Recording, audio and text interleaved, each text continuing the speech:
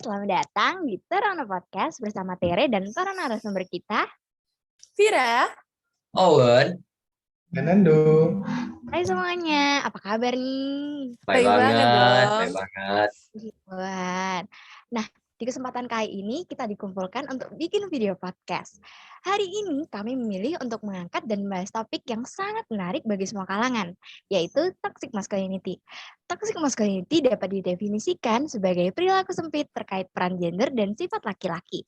Dalam toxic masculinity, definisi maskulinitas yang lekat sebagai sifat pria identik dengan kekerasan, agresif secara seksual, dan tidak boleh menunjukkan emosi. Nah, toxic masculinity ini terjadi di seluruh dunia dan nggak terkecuali di wilayah Nusantara.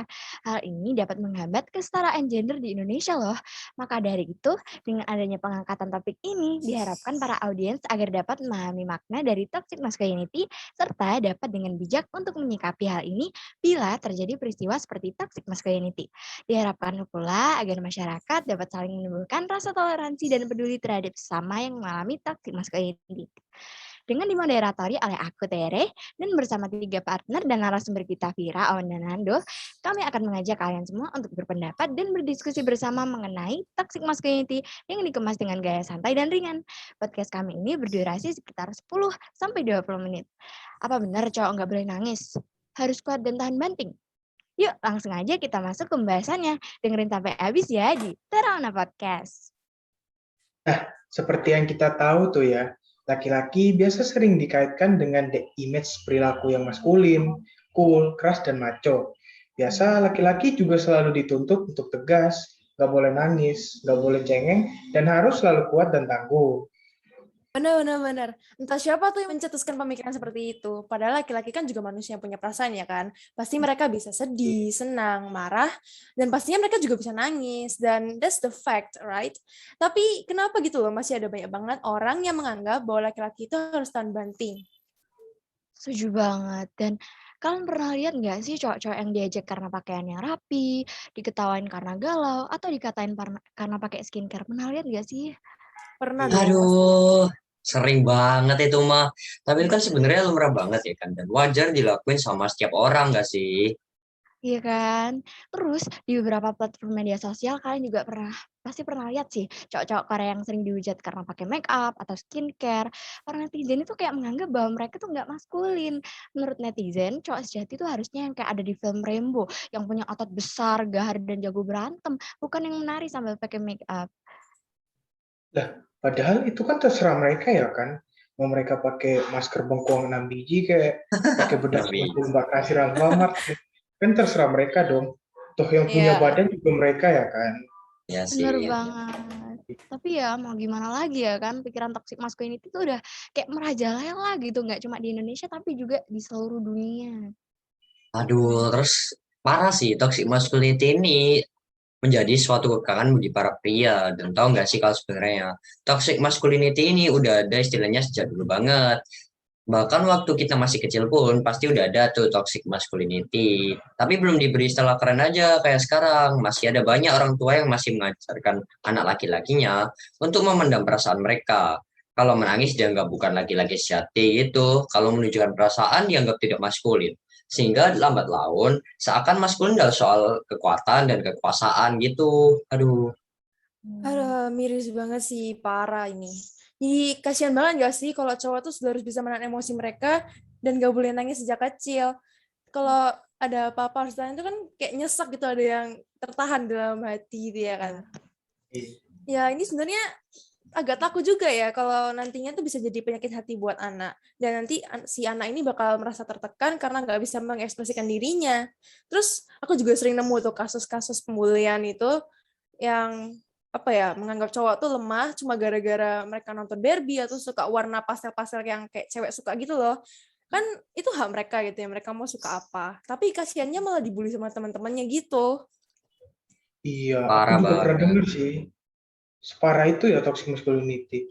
Iya. Padahal kan suka sama sesuatu itu kan pilihan ya kan, yang nggak bisa dipaksa juga. Apalagi Betul mereka banget. masih anak-anak kan. Kasihan banget sih. Benar banget. Tapi setelah dengar sedikit penjelasan tentang toxic masculinity tadi, kami akan membacakan jawaban dan pendapat dari orang-orang yang sudah mengisi kuesioner tentang toxic masculinity yang telah kami buat sebelumnya. Kami sudah memilih 4 pendapat teratas dari orang-orang yang berasal dari berbagai penjuru dunia. Just langsung kita ke orang yang pertama.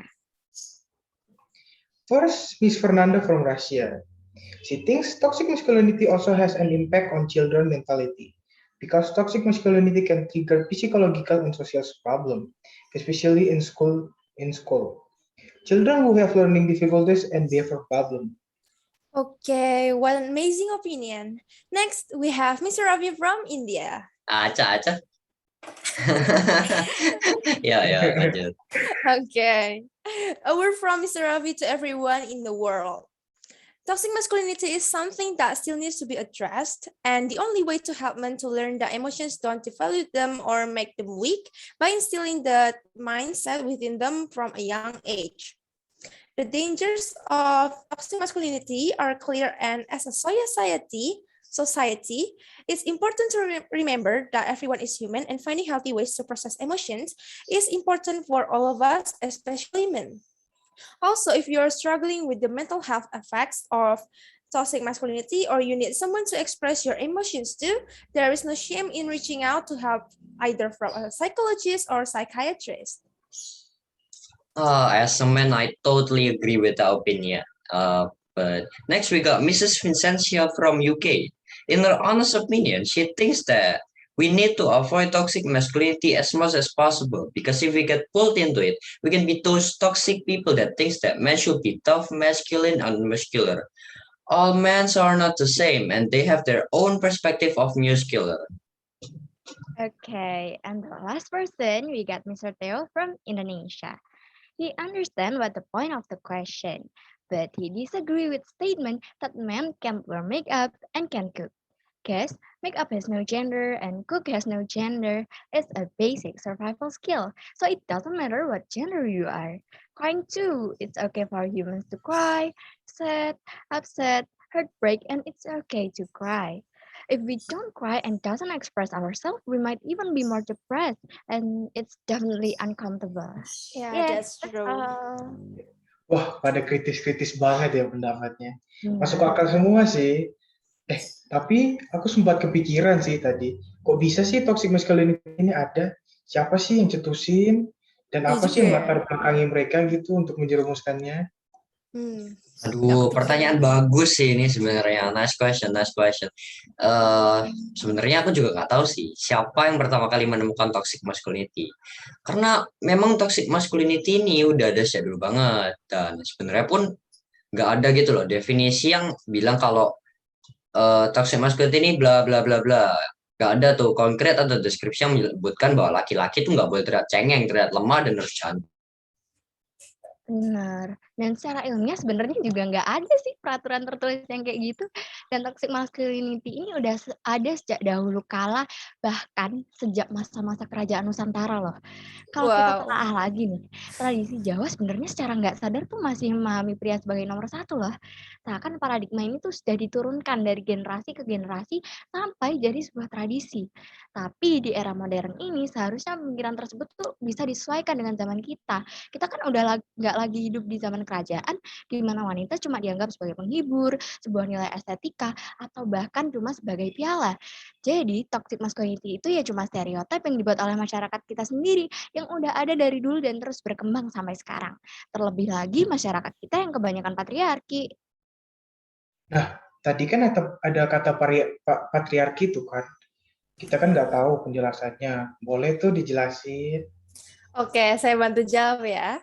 Patriarki itu merupakan sistem sosial yang menempatkan laki-laki sebagai pemegang kekuasaan utama dan mendominasi dalam peran kepemimpinan di bidang politik, otoritas moral, dan hak sosial maupun penguasaan properti. Jadi cowok itu mendominasi di atas segalanya, nggak boleh di bawah perempuan. Contohnya, sebagai kepala keluarga, laki-laki itu harus bisa mengayomi keluarganya, harus mempunyai wewenang untuk mengatur segala aktivitas di rumahnya, dan tak lupa dia juga harus kuat. Aduh, iya sih. Tapi hubungannya sama toxic masculinity ini apa sih? Ya, orang-orang tuh jadinya kayak punya standar sendiri gitu loh buat cowok. Dan mereka juga menganggap cowok itu nggak bisa dikaitkan dengan image yang suka nangis, cengeng, dan segala macam. Pokoknya harus maco, kuat, dan cool supaya bisa jadi kepala keluarga yang baik.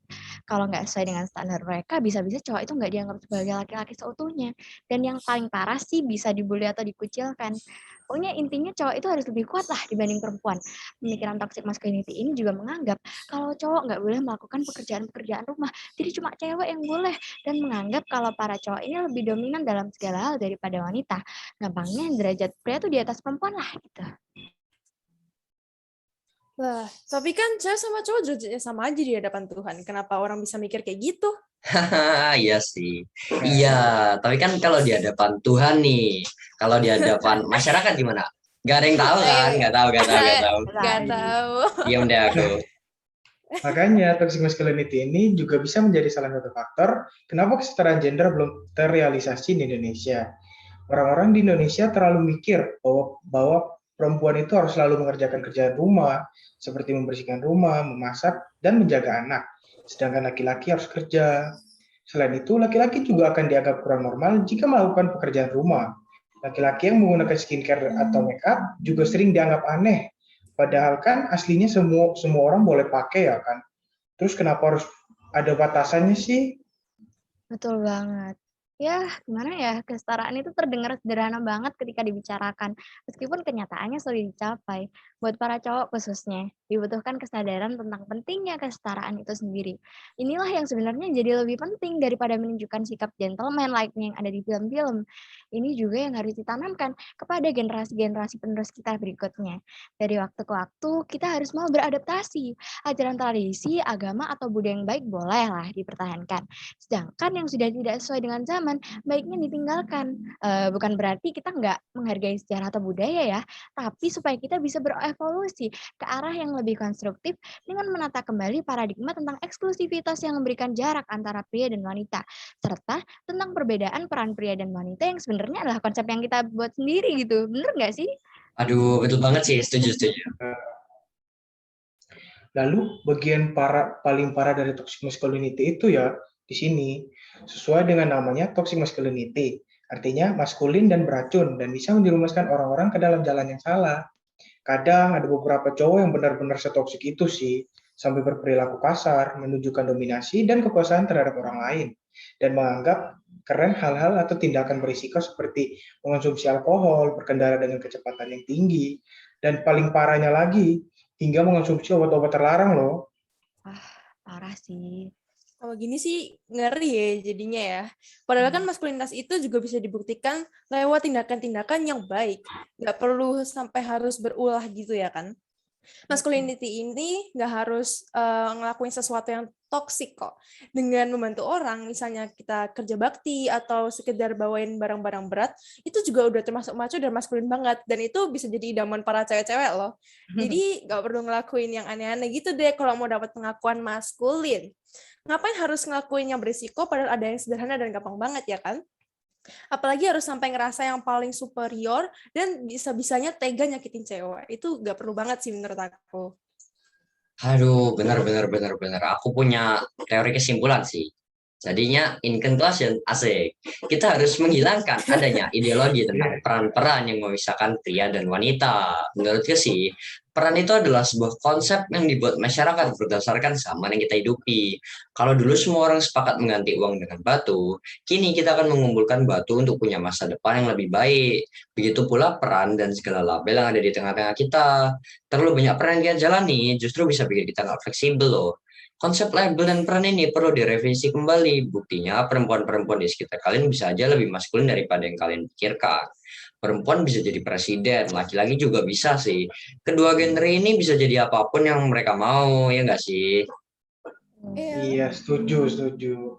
Di setiap era yang kita hidupi, harus ada pembaruan gaya hidup kan?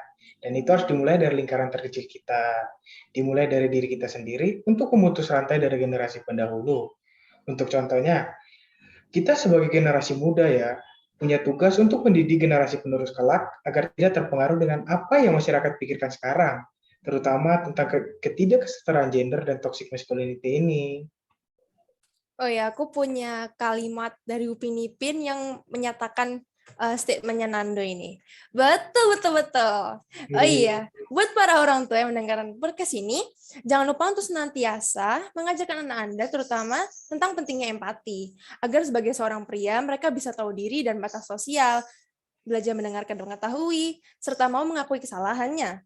Dan untuk para milenial sekarang ini, semoga kalian bisa menghindari, mencegah, dan selalu saling mengingatkan bila terjadi kasus seputar toxic masculinity ini. Kalau ada yang melakukan tindakan seperti ini, jangan takut untuk saling mengingatkan ya. Peka dengan situasi sekitar kalian, dan jangan biarkan korban dari toxic masculinity ini bertambah. 100. Dan mungkin cukup sekian dari podcast kami ini. Semoga podcast kami bisa memberikan insight dan pengetahuan-pengetahuan baru yang bermanfaat buat kalian ya. Syukur-syukur lagi kalau kalian bisa spread info-info tadi ke keluarga kalian, ke teman-teman kalian, atau orang-orang terdekat kalian. Saya sebagai host Terawana Podcast mewakili teman-teman narasumber, mohon maaf apabila ada salah kata atau ada yang menyinggung, kami mohon maaf sebesar-besarnya. Dan kami juga berterima kasih banyak untuk kalian semua yang sudah mendengarkan obrolan singkat kami ini dari awal sampai selesai. Semoga bermanfaat ya, dan jangan lupa refleksikan diri kalian sendiri. Apa kalian masih memegang paham toxic masculinity ini? Apakah kalian masih tidak peduli dan masa bodoh dengan para korban toxic masculinity? Dan maukah kalian membebaskan Indonesia dari toxic masculinity dan ketidaksetaraan gender? Kalau mau, lakukanlah dan bertindaklah. Jangan biarkan ilmu dari kami ini cuma sekedar angin lewat aja. Kami berharap kita semua bisa sama-sama belajar dan menyadari betapa kesetaraan dapat meruntuhkan berbagai tembok-tembok pembatas antar manusia. Selamat memberantas toxic masculinity. Semangat dan sekian dari Terawana Podcast. Bye-bye. Bye-bye. Thank you. Thank you.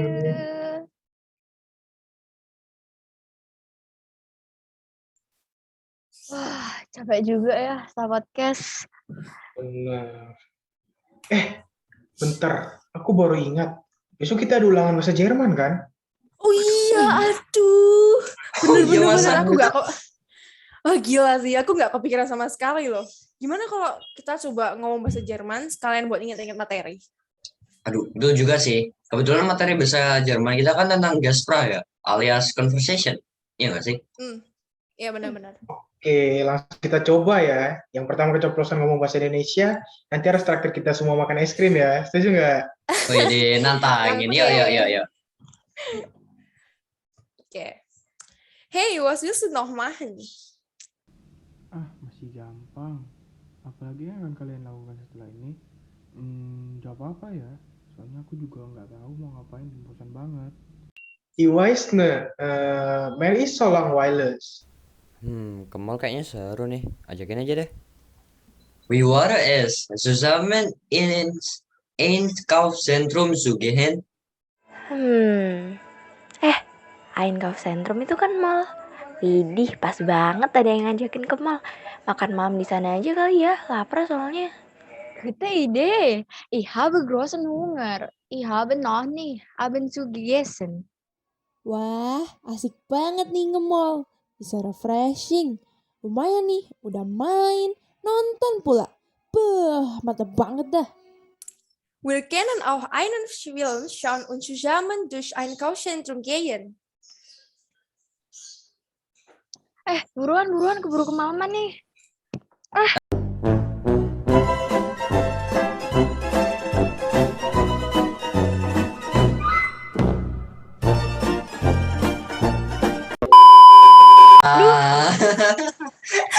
Aduh, yeay.